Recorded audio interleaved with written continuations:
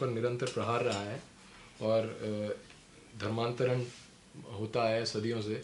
तो ये कहा जाता है कि जो ये धर्मांतरण होता है वो इस वजह से हो रहा था, वो आसान इसलिए था क्योंकि उस हिंदू समाज में जातिवाद बहुत था, जबकि हमारा जो ये वर्ण व्यवस्था की समझ है वो कुछ और है। तो वर्ण व्यवस्था को जातिवाद में ना बदलने का कोई उपाय, क्या उपाय है? जाति धर्मा कुल धर्मा शब्द का प्रयोग है या नहीं गीता में? यह भी भ्रम फैलाया गया है कि वर्ण व्यवस्था अलग है, जाति अलग है। ब्राह्मण जाति है या नहीं? जाति शब्द का अर्थ जन्म को लेकर चरितार्थ है। गीता का पहला अध्याय ही देखिए तो जाति धर्म का, कुल धर्म का वर्णन है या नहीं? और शाश्वत कहा गया है, सनातन है। पहले तो इस भ्रम को दूर करना चाहिए कि हम वर्ण व्यवस्था के पक्षधर हैं, जातिवाद के पक्षधर नहीं हैं। इस भ्रम को दूर करने की आवश्यकता है। योग दर्शन में जाति, आयु, भोग, प्रारब्ध के 3 फल बताए गए हैं। दूसरी बात है अंग्रेज़ों की कूटनीति है, क्योंकि भारत में जब तक वर्णाश्रम व्यवस्था थी तब तक शिक्षा, रक्षा, अर्थ और सेवा के प्रकल्प सबको संतुलित रूप में प्राप्त थे। आज भी मैं चुनौती देकर कहता हूँ, सनातन वर्णाश्रम व्यवस्था की धिज्जी उड़ाकर उसको ताक पर रखकर कोई भी वर्ग तंत्र शिक्षा, रक्षा, अर्थ और सेवा के प्रकल्प को सबको संतुलित रूप में सुलभ नहीं करा सकता। वैकल्पिक ब्राह्मण बनाकर, वैकल्पिक क्षत्रिय बनाकर, वैकल्पिक वैश्य बनाकर, वैकल्पिक शूद्र बनाकर पूरा विश्व सुरक्षित नहीं रह सकता। America, Britain, Germany, Japan, France, इनकी लाचारी है कि कालक्रम से सब कौन हो गए? वर्ण संकर। अब उनके यहाँ परंपरा प्राप्त वर्ण व्यवस्था जातिवाद नहीं है, इसलिए वैकल्पिक वर्ण व्यवस्था जातिवाद को क्रियान्वित कर सकते हैं। लेकिन जब वैकल्पिक ब्राह्मण बनाया जाता है, शिक्षक आदि कौन है? वैकल्पिक ब्राह्मण। वैकल्पिक क्षत्रिय बनाए जाते हैं, पुलिस, मिलिट्री आदि। वैकल्पिक वैश्य बनाए जाते हैं, वैकल्पिक शूद्र बनाए जाते हैं। तो उस वैकल्पिक ब्राह्मण, क्षत्रिय, वैश्य, शूद्र के द्वारा समाज का पोषण न होकर शोषण होता है। इस दृष्टि से मैं एक संकेत करना चाहता हूँ कि विकल्प वहाँ पर है जहाँ पर परंपरा नहीं है। दूसरी बात है कि इंग्लैंड को ले लीजिए, परंपरा प्राप्त क्षत्रियों का शासन तो वहाँ है नहीं, वर्ण संकरता है।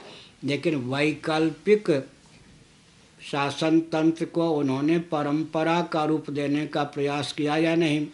एलिजाबेथ विक्टोरिया से भी अधिक समय से शासन वहाँ कर रही हैं या नहीं? इसका मतलब जिनके यहाँ क्षत्रिय नहीं हैं वो वैकल्पिक राजवंश को स्थिर बनाकर रखने का प्रयास करते हैं। फिर हमारे यहाँ जो परंपरा से है, अच्छा राम राज्य किसने दिया? वर्णाश्रम जाति मानने वालों ने दिया या नहीं? और धर्मराज्य किसने दिया? चक्रवर्ती नरेंद्र किसने दिया? वैदिक ऋषियों को किसने दिया? ये सब वर्णाश्रम व्यवस्था जातिवाद के पक्षधर थे या नहीं? आरक्षण की दृष्टि से जो जातिवाद को ख्यापित और परिभाषित किया गया है वो शास्त्रोक्त जातिवाद नहीं है। डॉक्टर इब्राहिम ने कहा था कि जहाँ जाति प्रथा, वर्ण व्यवस्था परंपरा से है वहाँ वो न टूटे, तभी मानवता की रक्षा हो सकती है। मैं उदाहरण देता हूँ। जब हम विद्यालय के माध्यम से, शिक्षण संस्थान के माध्यम से वैकल्पिक ब्राह्मण बनाते हैं, समय अधिक लगता है, संपत्ति अधिक लगती है, फिर भी ब्राह्मणोचित संस्कार का आधान नहीं कर पाते। जब हम वैकल्पिक क्षत्रिय बनाते हैं, समय अधिक लगता है, संपत्ति अधिक खर्च होती है, फिर भी संस्कार का हम आधान नहीं कर पाते। यही स्थिति वैश्यों की, यही स्थिति शूद्रों की है।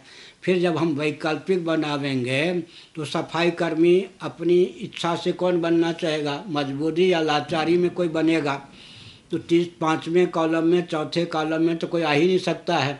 पहले कॉलम में, दूसरे कॉलम में या तीसरे कॉलम में ही सब भर जाएंगे। तो कोई विभाग अधिक व्यक्ति के कारण दिशाहीन होगा, कोई विभाग व्यक्ति न मिलने के कारण दिशाहीन होगा।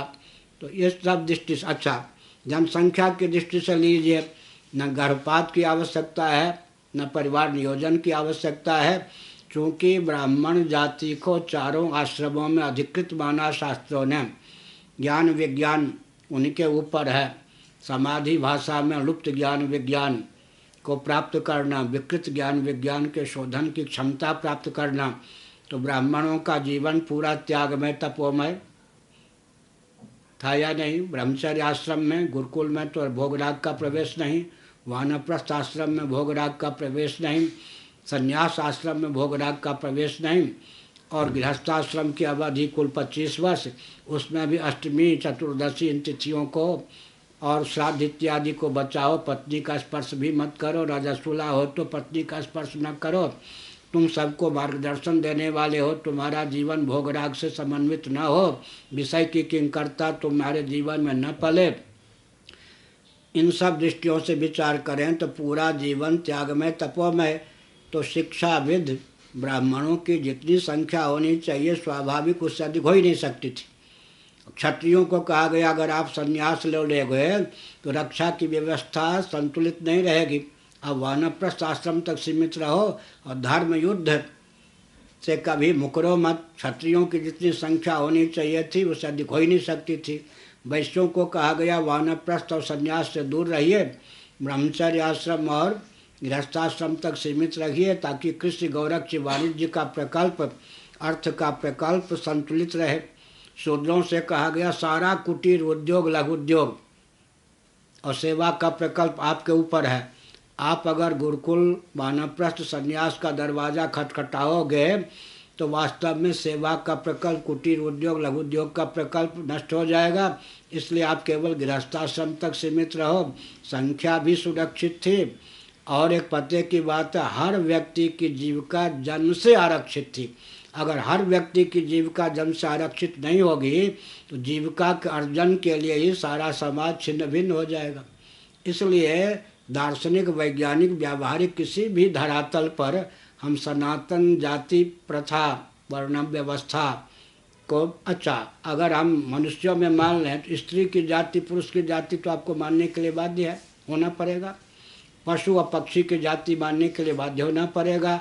आम में भी विविध प्रजातियां आपको मानने के लिए बाध्य होना पड़ेगा। वहाँ जाति का उल्लंघन कैसे करेंगे? दूसरी बात है कि अगर भेद को हम स्वीकार नहीं करते हैं उसका नाम प्रलय है। 5 उंगलियों में भेद है या नहीं? 5 उंगलियों की उपयोगिता है या नहीं? 5 उंगलियां जिनसे जुड़ी हथेली में तो नहीं भेद है, एक हथेली से 5 उंगलियां निकली हैं या नहीं? तो ब्राह्मण, क्षत्रिय, वैश्य, शूद्र, अंत्यज एक ही केंद्र से तो 5 निकले हैं। फिर अंतिम बात यह है कि सनातन वैदिक आर्य धर्म में फल चौर्य नहीं है, फल से जुड़ाव नहीं है, फल से किसी को वंचित नहीं किया गया। गीता के 18वें अध्याय का 45वां 46वां श्लोक लीजिए, स्वे स्वे कर्मण्य अभिरता संसिद्धिम लभते नरः स्वकर्मणा तमभ्यर्च्य सिद्धिम विन्दति मानवः। एक सफाई कर्मी भी धर्म बुद्धि से अपने दायित्व का निर्वाह करता है तो उसको वही फल मिलता है जो एक पुजारी ब्राह्मण को। फल से वंचित नहीं रखा गया। उदाहरण के लिए अग्नि का त्याग करके हम संन्यास लेते हैं, हम भोजन नहीं बना सकते, अग्नि का स्पर्श नहीं कर सकते, लेकिन भोजन कर सकते या नहीं? जब फल के साथ दुराव है ही नहीं। और वर्णोचित संस्कार तो तभी होगा ना, क्या कलमी हम जानते हैं ना, वर्ण संकर भी तो फल होते हैं या नहीं? एक परंपरा के फल होते हैं। तो ब्राह्मण इन सब का जो सांकर्य हो जाएगा तो सचमुच में संस्कार तो लुप्त हो जाएगा नहीं। अधिक न कह के मैं उदाहरण देखता हूँ, ये भुजदंड है। किस विश्वविद्यालय में इनको प्रशिक्षण दिया गया है कि शरीर के किसी अंग या प्रत्यंग पर वार की संभावना हो तो टूटने फूटने की चिंता किए बिना अपने आप को रख दो। परंपरा प्राप्त निसर्ग सिद्ध संस्कार संवेद ये भुजदंड है या नहीं? गाढ़ी नींद में जब अंतःकरण ही सो जाता है, अहंकार ही सो जाता है, अहम ही सो जाता है, तो बुद्धिपूर्वक भुजदंड को आज्ञा देना संभव नहीं है। लेकिन ये कितने उद्यत हैं, परंपरा प्राप्त निसर्ग सिद्ध संस्कार से संवेद हैं कि मच्छर काटने आता है, ये अपने आप बिना आदेश की प्रतीक्षा के वहाँ पहुँच जाते हैं। मच्छर अगर चपेट में आ गया तो कचूमर निकाल देते हैं, भग गया तो कम से कम वहाँ पर खुजला देते हैं। इस प्रकार से हमने बताया कि वैकल्पिक ब्राह्मण क्षत्रिय वैश्य शूद्र बनाने पर कितनी विसंगतियां हैं, उसका सामना ब्रिटेन अमेरिका इत्यादि वाले कर रहे हैं। वैकल्पिक, अच्छा मैं एक उदाहरण देता हूँ, मेरा विकल्प बना के दिखाइए जरा। मैं शंकराचार्य हूँ, परंपरा से हूँ ना, ब्राह्मण वर्ण का हो, सन्यासी हो, तब जाके शंकराचार्य होता, बहुत सी योग्यताएं हैं। मेरा विकल्प बना के दिखाइए आप। दलाई लामा जी मेरे विकल्प होंगे या पोप होंगे? शंकराचार्य का विकल्प, ब्राह्मण का विकल्प बना के दिखाइए। जितने आज ब्राह्मण के विकल्प बनाए गए मंत्री आदि, वही सब के सब ब्राह्मणत्व के, ब्राह्मण का जो दायित्व था उसके लिए विध्वंसक सिद्ध हो या नहीं। क्षत्रियों के विकल्प किसको बनाया आपने? पुलिस को बनाया, मिलिट्री को बनाया, रक्षा के लिए वही सरदर्द हैं या नहीं? वैश्यों का विकल्प आपने उद्योगपतियों को बनाया, आर्थिक शोषण के वही विकल्प ही तो है ना। आर्थिक शोषण में किन का हाथ है? उद्योगपतियों का। वैश्य तो शोषक हो ही नहीं सकता था, क्षत्रिय तो शोषक हो ही नहीं सकता था, परंपरा प्राप्त जो जाति से ब्राह्मण हो तो शोषक हो ही नहीं सकता था। सेवा के लिए प्रकल्प आप मिशन को, कौन मिशन? क्रिश्चियन आदि के मिशन को बनाया ना, उन्हीं से सेवा को खतरा है या नहीं? और सेवा के नाम पर दूसरे का अस्तित्व आदर्श को विलुप्त करने का षड्यंत्र है या नहीं? हमने बताया कि हमारा विकल्प हो ही नहीं सकता है। कभी कभी विकल्प की उपयोगिता होती है, जैसे सोमलता सुलभ नहीं है तो पूतिका के द्वारा उसका काम चलाया जाता है। अभावेशाली चूर्णम व सत्यनारायण कथा में कहते हैं। लेकिन मैं एक उदाहरण देता हूँ। खानदानी क्षत्रिय जाति से क्षत्रिय राम जी लक्ष्मण जी 2 गए थे अयोध्या से, सीता जी का तो अपहरण हो गया था। बाकी सब जो देवता हनुमान जी आदि थे वो तो वर्ण से क्षत्रिय नहीं थे। उन वैकल्पिक क्षत्रियों ने खानदानी क्षत्रिय के अनुगत होकर युद्ध लड़ा और जीता। अंत में सारा से खानदानी क्षत्रिय को गया। तो वैकल्पिक जो होते हैं वो परंपरा प्राप्त जो मूल हैं उनके सहयोगी बनकर उपयोगिता सिद्ध कर सकते हैं। केवल वैकल्पिक आप, हमारा कोई विकल्प ही नहीं होगा। वेद का विकल्प आप क्या निकालेंगे? गीता का विकल्प निकाल के दिखाइए। मेरे प्रश्न का एक तात्पर्य ये था, मैं ये नहीं कह रहा था कि जातिवाद ये तो जाति अलग है वर्ण से। मेरा कहने का मतलब था जातिवाद की इस तरह से कि हिंदू समाज में एकता नहीं है, क्योंकि ऐसा है, सारी भ्रांतियाँ हैं। सुनिए, पहले मैं आर्थिक दृष्टि से बात करता हूँ। चप्पल कौन बनाते थे? ब्राह्मण। जूता, एक चप्पल जूते की कीमत आज कितनी है? वो ब्राह्मण क्षत्रिय वैश्य बनाते थे क्या? बर्तन कौन बनाते थे? बांस के ही सही, पीतल आदि के सही। कपड़े कौन धोते थे? अब बाल कौन बनाते थे? उन सब की जीविका जन्म से आरक्षित थी। इनसे ये सब स्रोत अर्थ के थे या नहीं? अच्छा, कोई भी ब्राह्मणों के यहाँ का लीजिए, जो माताएं प्रसूति का गृह में होती थी, प्रसव के सन्निकट होती थी, तो नर्स का काम करने के कौन आती थी? ब्राह्मण क्षत्रिय वैश्य घर की महिला। समझ गए ना? नर्स का काम करते थे या नहीं? अच्छा, ब्राह्मण घर के भी शव अगर स्मशान में जाए, उनके ऊपर कितने भी रेशमी आदि वस्त्र हों, वो दलित परिवार का अधिकार उस पर होता था या नहीं? और मुसलमानों के यहाँ तो उनके धर्मगुरु का या मजहब के गुरु का अधिकार होता है, जो हमारे यहाँ उनका था। कोई भी हमारा ऐसा प्रकल्प, यज्ञ ले लीजिए, विवाह ले लीजिए, जिसमें आर्थिक दृष्टि से भी सब वर्ण को, सब जाति को प्रोत्साहन न मिलता हो। कोई संस्कार ले लीजिए जिसमें सबकी सहभागिता यथास्थान न हो। इसका अर्थ क्या है? जातिवाद का दुरुपयोग मिटना चाहिए। जातिवाद तो वरदान स्वरूप है। और एक बहुत बड़ी बात है, बहुत बड़ी बात है, प्रकृति प्रदत्त ईश्वर की शक्ति जो प्रकृति है, प्रकृति प्रदत्त जितने भेद हैं,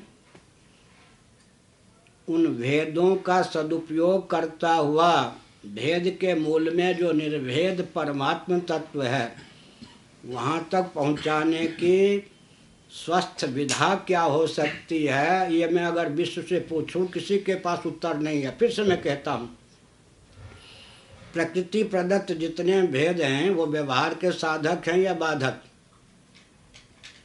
पृथ्वी और पानी का भेद है या नहीं? पानी और प्रकाश का भेद है या नहीं? प्रकाश और पवन का भेद है या नहीं? पवन और आकाश का भेद है या नहीं? 5 उंगलियों में भेद है या नहीं? आँख कान में भेद है या नहीं? स्त्री पुरुष की आकृति में भेद है या नहीं? स्त्री पुरुष की स्वर लहरी में और प्रकृति में भेद है या नहीं? अच्छा, ये ले लीजिए, मनुष्य पशु पक्षी में भेद है या नहीं? गाय की भी प्रजाति में, फल की भी प्रजाति में, एक आम की प्रजाति में भेद है या नहीं? प्रकृति प्रदत्त जितने भेद हैं ये व्यवहार के साधक हैं या बाधक? साधक हैं। अब प्रश्न उठता है कि भेद के मूल में तो भेद नहीं हो सकता क्या? भेद के मूल में अभेद ही होता है। उंगलियों के मूल में हथेली है या नहीं? भेद के मूल में अभेद होता है। समस्त भेद भूमियों का सदुपयोग करता हुआ व्यक्ति निर्भेद परमात्मा में मन को लगा सके, matter is nothing but energy, energy is nothing but soul, इस ढंग से अगर बोले, निर्भेद जो परमात्मा है उसमें मन को लगा सके, इसकी कोई सनातन वर्ण व्यवस्था जातिवाद सम्मत जो प्रथा है उसको ताक पे रखकर इसका कोई हमको क्या हल बता के दिखा दे, समाधान नहीं। भेद का सदुपयोग भौतिकवादी नहीं कर सकते, निर्भेद परमात्मा तक भौतिकवादी नहीं जा सकते, तो जीवन ही व्यर्थ गया ना। प्रकृति प्रदत्त सब भेदों का सदुपयोग हम करना जानते हैं, इसी का नाम सनातन वर्ण व्यवस्था जातिवाद है। और निर्भेद परमात्मा तक पहुंचने की विधा एक भेद है। भेद भेद के लिए नहीं है, भेद निर्भेद परमात्मा तक पहुंचने के लिए है। उसका मैं श्लोक बोलता हूँ, पंचभूत शरीराणाम, महाभारत, सर्वेषां सदृशात्मनां लोकधर्मे च विशेषकरणं कृतं यथैकत्वं पुनर्यान्ति प्राणिनस्तत्र विस्तरा। इसका मतलब शरीर सबके पांच भौतिक हैं, शरीर की दृष्टि से हमें एकत्व है। सबके शरीर पांच भौतिक हैं, स्त्री पुरुष शूद्र आदि के, पक्षी आदि के, और आत्मा की दृष्टि से भी एकत्व है। फिर भेद ये कहाँ से आ गया? इससे ज़्यादा पूर्व पक्ष कौन प्रस्तुत करेगा? ये जातिवाद कहाँ से आ गया कि ब्राह्मण है, क्षत्रिय है, वैश्य है, शूद्र है? इसका उत्तर दिया गया, कांटे से कांटे निकलता है। भेद का सदुपयोग करके निर्भेद परमात्मा तक पहुंचने के लिए जो शास्त्रों ने भेद का दान किया है, उस भेद को अगर आप स्वीकार नहीं करेंगे तो दोष, आप भेद का आप सदुपयोग नहीं कर सकते और निर्भेद परमात्मा तक पहुंच नहीं सकते।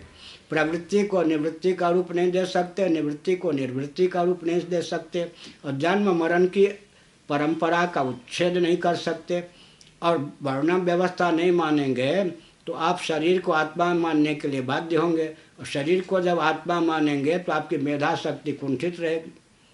इसलिए दर्शन, विज्ञान और व्यवहार, इन सब दृष्टियों से, अच्छा मैं एक उदाहरण देता हूँ। अभी पुराने उदाहरण ले लीजिए, कितने लाख वर्ष पहले की बात है। हरिश्चंद्र को परिस्थितिवश बिकना पड़ा काशी में। अगर काशी में सब संपत्ति ब्राह्मणों के पास ही दान दक्षिणा के नाम पर आती होती तो कोई ब्राह्मण जो होता वो खरीदता किसको? हरिश्चंद्र को। ब्राह्मण ने खरीदा क्या? अंत्यज राजा ने, अंत्यज ने खरीदा या नहीं? आप कहेंगे कि काल्पनिक है, अभी भी उनके वंशधर काशी में हैं, समझ गए? अभी भी उनके वंशधर काशी में हैं। मणिकर्णिका हरिश्चंद्र घाट पर जितने सब आते हैं, मुँह मांगी दक्षिणा या टैक्स लेने का उनको अधिकार है, ऐतिहासिक तथ्य है वो। इसी से सिद्ध होता है कि लाखों वर्ष पूर्व भी हमने अपने, अंत्यज का अर्थ होता है क्या? दलित शब्द कितना गर्हित है। दलित का अर्थ होता है दबाया गया, अंत्यज का अर्थ होता है छोटा भाई, अग्रज का अर्थ होता है बड़ा भाई, समझ गए? अंत्यज माने अंत में जन्मा हुआ, अनुज जैसे कहते वैसे अंत्यज, लाड़ प्यार का शब्द है।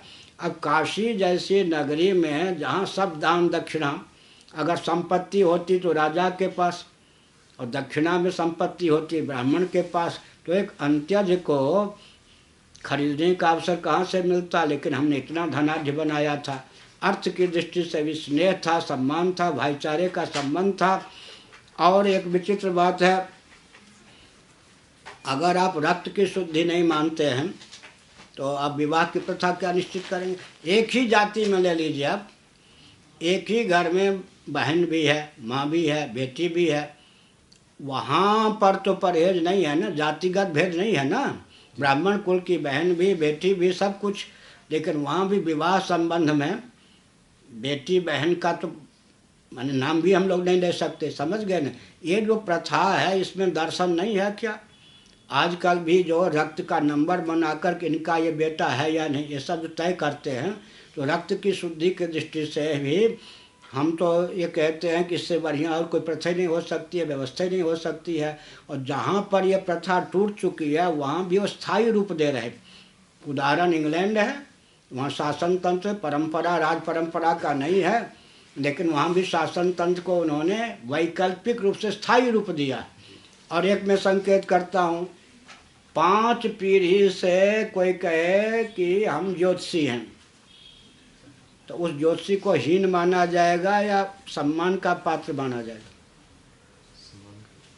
4 पीढ़ी से हम कथावाचक हैं, 4 पीढ़ी से अधिवक्ता हैं। इसका मतलब क्या हुआ? अब वो जो 1,97,29,49,117 वर्ष इस कल्प में हमारी परंपरा के हैं, तब से जो ब्राह्मण हैं, तब से जो क्षत्रिय हैं, तब से जो वैश्य हैं, तब से जो शूद्र हैं, उनके संस्कार का आधान आप किस में कर देंगे? कर सकते हैं क्या? नहीं कर सकते। इन सब दृष्टियों से हमारे यहाँ जो विकृति आई है वो अंग्रेज़ों की कूटनीति के कारण, हमारे यहाँ जो विकृति आई है वो बौद्धादि की अहिंसा आदि के कारण, हमारे यहाँ जो विकृति आदि है वो कूटनीति के कारण, विधर्मियों के कारण हमारी अपनी व्यवस्था इतनी शुद्ध रही है जिस पे उंगली उठाने की क्षमता नहीं। और एक मैं वाक्य बहुत नाजपूर्वक कहता हूँ, माननीय दलाई लामा जी हर 2 वर्ष में कहा करते हैं कि भारत हमारा धर्मगुरु रहा है और रहेगा। हमको गर्व है कि भारत हमारा धर्मगुरु रहा है और रहेगा। लेकिन मैं पूछना चाहता हूँ प्रेम पूर्वक, दलाई लामा जी मेरे बहुत परिचितों में हैं, आपस में पत्राचार भी है, कि भारत की पहचान जैनों के कारण, बौद्धों के कारण, किसके कारण? सनातन मनुवादी के कारण। क्या? सनातन मनुवादी के कारण। समझ गए ना? भारत की पहचान किसके लिए? अच्छा, किस सिद्धांत की रक्षा के लिए भगवान रामकृष्ण इत्यादि आते हैं? और जितने वैदिक महर्षि हुए वो किस सिद्धांत को मानते थे? वो क्या लुल्लू बुद्धि थे? वो क्या लुल्लू बुद्धि थे जिन्होंने महाभारत की रचना की, गीता की रचना की? वो लुल्लू बुद्धि थे जिन्होंने राम राज्य दिया। इसका मतलब है भ्रम के अलावा और कोई है ही नहीं। भ्रम ही भ्रम, भ्रम फैलाया गया है।